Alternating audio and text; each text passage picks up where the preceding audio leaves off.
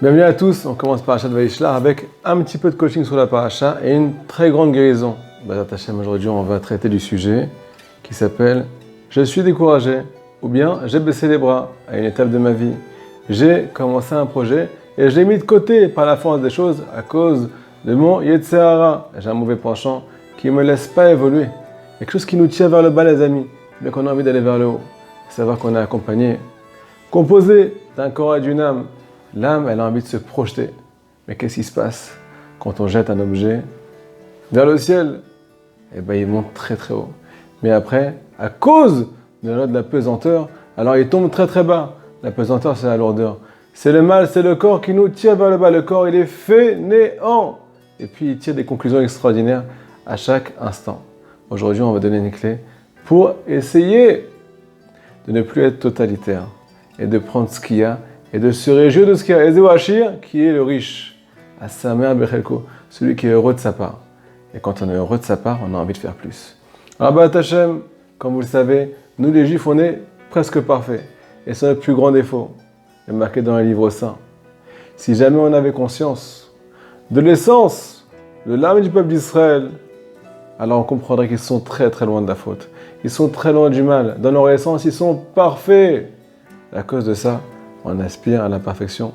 Et elles ne sont l'écoute morale qui nous enseigne que la lumière qu'il y a dans le cœur de chaque juif d'Israël, Iboeret ad en sof, elle brûle jusqu'à l'infini. Chaque juif, consciemment ou inconsciemment, vous ne le savez pas peut-être, mais on va vous l'expliquer, brûle pour Akadosh Baruch Hu, brûle à l'infini. Il y a une infinité de désirs. On est complètement connecté à Kadosh Baruch Hu dans notre source, complètement connecté au bien, à des choses positives, à des choses qui sont censées nous construire dans notre vie. Alors pourquoi ça part dans le décor à chaque fois? Pourquoi on n'arrive pas à aller jusqu'au bout des choses? On dit à Rabbi Nachman, cette lumière, elle est parfois trop grande. Et c'est elle qui t'empêche d'agir dans ta vie. Tu veux être le meilleur parent, tu veux être la meilleure mère, le meilleur père, tu veux être le meilleur conjoint, tu veux être parfait, tu veux avoir la réussite dans ton travail. Tu aspires au meilleur. C'est ça qui te fait devenir un loser parfois. Tu es trop entier. Le but de ce cours, c'est d'arriver à faire la part des choses. Arriver à comprendre à quoi aspirer pour pouvoir respirer, pouvoir garder son souffle et arriver jusqu'au bout des choses.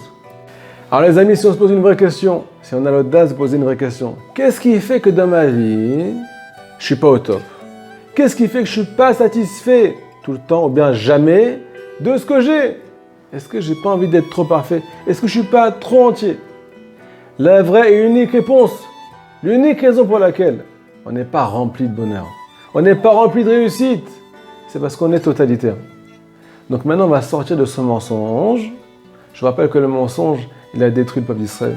C'est lui qui a entraîné le péché originel. Et je vous rappelle que c'est la vérité qui a construit ce monde. Bereshit bara Elohim. Les dernières lettres de ces mots forment le mot Emet. Emet, c'est la vérité. Bereshit bara, Dieu créa avec la vérité. Et nous, on va se construire aujourd'hui. Grâce à un pasouk de la paracha. Yaakov rencontre Esav Aracha. Yaakov Avinu, il est immensément riche. Je vous rappelle qu'il sort de chez Lavan. Chez Lavan, là-bas, il a acquis une tonne de troupeaux. Il s'est marié, il a des enfants. Barkola, il est immensément riche. Et qu'est-ce qu'il va rencontrer? Son frère Esav, qu'il n'a pas vu depuis des années. Alors, ils ne sont pas languis. Esav veut zigouiller Yaakov, parce qu'il lui a pris toutes les brachot. Et là, Yaakov, il se pose une question. Comment je vais approcher mon frère? Mon frère, il veut m'anéantir complètement. Comment je vais essayer de sauver une partie de mes biens? Comment je vais essayer de garder mon potentiel, malgré cette guerre que je vais rencontrer avec mon frère? Alors, il est marqué dans le passage quelque chose d'extraordinaire. Il est marqué que Yaakov, il a séparé le camp en deux. Il a séparé tous ses biens en deux. Il s'est dit comme ça, si jamais Esav, il vient atteindre une partie du camp, la deuxième partie sera sauvée. Nous dit Rashi, quelque chose de très particulier. Ça veut dire quoi qu'une partie sera sauvée? Nous dit Rashi, contre le gré d'Esav, une partie sera sauvée. Rabbi Nathan vient poser une question, et de là on va arriver à la clé de la semaine. Ça veut dire quoi? Contre le gré de Esav, une partie du camp sera sauvée. Nous dit Rabbi Nathan, Yaakov, c'est le peuple d'Israël, dans l'exil, qui va rencontrer la réalité, qui va rencontrer le mal, qui va rencontrer le mensonge pendant l'exil. Le mensonge, il s'appelle Esav. Pourquoi le mensonge? Pourquoi le mal, il est représenté par Esav? Parce que Esav, c'est Milachon Asouy.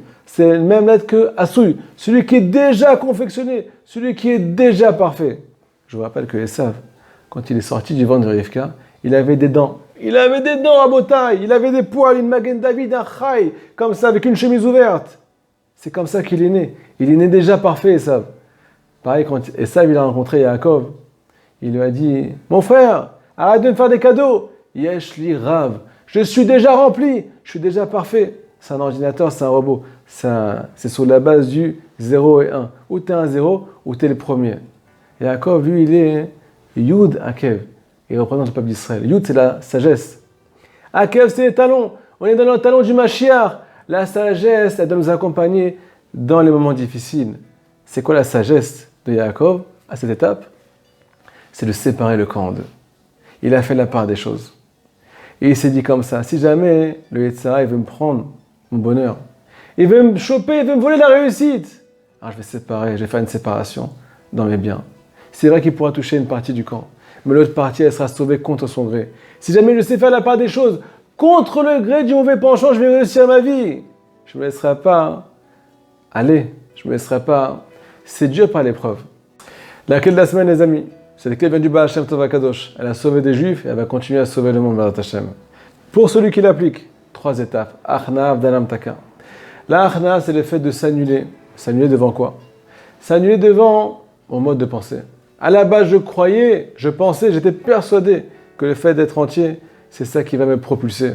C'est ça qui va m'aider à atteindre la réussite. Donc je m'annule maintenant. Je marque sur la feuille que le fait de vouloir être entier, c'est le plus grand mensonge. Et ça vient du domaine du mal. Ça vient de Esav, qui est parfait déjà à la naissance. Automatiquement, on arrive, après ça, à la deuxième étape qui s'appelle Avdala. Quand je considère le mal comme mal à 100%, il n'y a pas un peu de bien. C'est complètement mal. C'est ça qui m'empêche d'arriver à atteindre mes rêves. Automatiquement, à l'intérieur de la personne, il y a ce qu'on appelle une Avdala, une séparation qui se crée avec ce mode de pensée.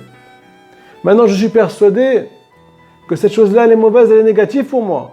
Donc, j'arrive à ce qu'on appelle me séparer de cette chose-là de mon intérieur. Je suis moins attaché à ce mensonge. Troisièmement, on arrive à l'étape finale. Ce qu'on appelle la hamtaka. La hamtaka, c'est la douceur, adoucir les choses. On va répéter une phrase ensemble, au moins jusqu'à la semaine prochaine. Une phrase qui va nous aider à aller de l'avant. On va marquer sur le papier, si j'accepte de ne pas être à 100%, il y a de grandes chances d'arriver au maximum de mes possibilités. Si j'accepte de ne pas être parfait, il y a de grandes chances que je puisse atteindre et développer tout mon potentiel intérieur et d'arriver à atteindre tous mes rêves. Donc en fait, c'est l'acceptation de ne pas être parfait qui nous amène à la perfection. Shabbat Shalom!